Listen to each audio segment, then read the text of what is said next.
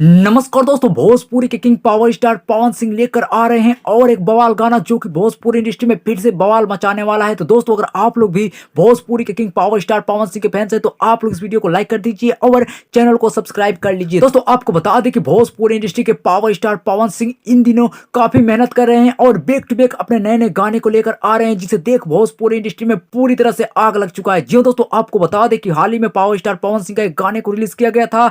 इस गाने का नाम है पांचे के नाचे आइए। दोस्तों, इस गाने को पावर स्टार पवन सिंह के जन्मदिन पर रिलीज किया गया, जो कि भोजपुरी इंडस्ट्री में पूरी तरह से बवाल मचा के रखा हुआ है। और इसी बीच पावर स्टार पवन सिंह का और एक नए गाने को पोस्टर रिलीज कर दिया गया है।